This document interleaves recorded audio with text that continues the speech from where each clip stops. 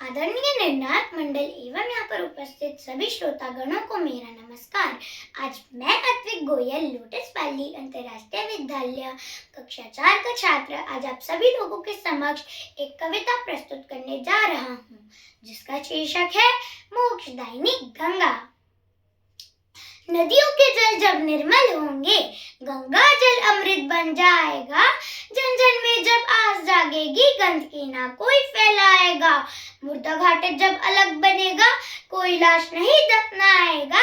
स्नान हेतु लोग आया करेंगे, करके स्नान चले जाएंगे।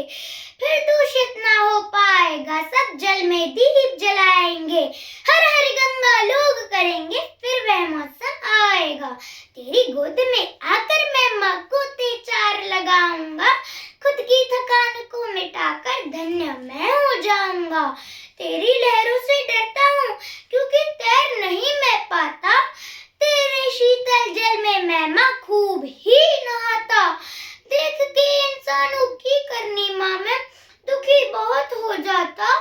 अपने सारे पापों को धोकर तुझको मैं ला कर जाता। कितनी पावन पवित्र हो माँ तुम, कितनी पावन पवित्र हो माँ तुम। फिर क्यों गंदा पानी इंसान तुम में गिरवाता। जन्म से लेकर मरने तक हर जगह तुझे ही पाता। भोलेनाथ की जटा से निकली भागीरथी मैं तुझको शीश झुकाता। भागीरथ की तपस्या का फल प्रवाहित मोक्षदायिनी है अमृत जल। गंगोत्री हिमनद नामक गोमुख, गंगा का उद्गम स्थल यही प्रमुख। मंदाकिनी बल खाती लहराती, चीरती बाधाएं जो मिली सम्मुख। हिमालय से बंगाल की खाड़ी, बहती गंगा नदी तिरछी आड़ी।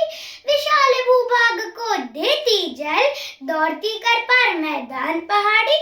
जन जन की आस्था का आधार, मोक्षदायिनी दिव्य भू अवतार। पाप विमोचनी हर हर गंगे, पाप विमोचनी हर हर गंगे। पवित्र जल कराता वे तरनी पार। भारत की राष्ट्रीय नदी गंगा जल ही नहीं, अपितु हिंदी साहित्य की मानवीय चेतना को भी प्रभावित करती है।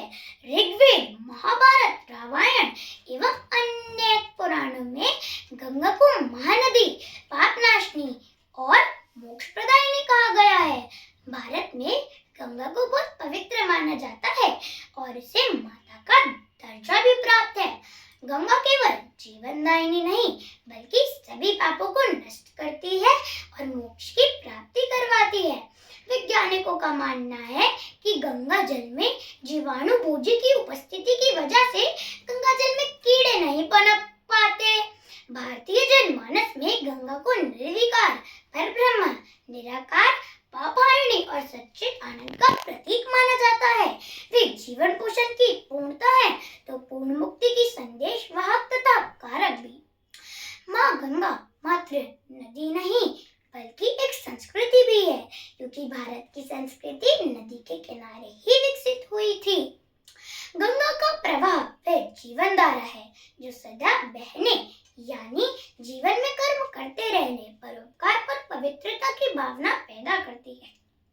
जन्म हो या मृत्यु से जुड़े संस्कार सभी में गंगा जल की आवश्यकता शास्त्रों में वर्णित होती है। जीवनदायी और पावन होने के कारण कलयुग के मनुष्य के लिए गंगा जल साक्षात अमृत है। इसलिए यह हमारा फर्ज है कि हम गंगा जल को किसी भी प्रकार गंदा ना करें और इसे दूषित ना होने दें। धन्यवाद।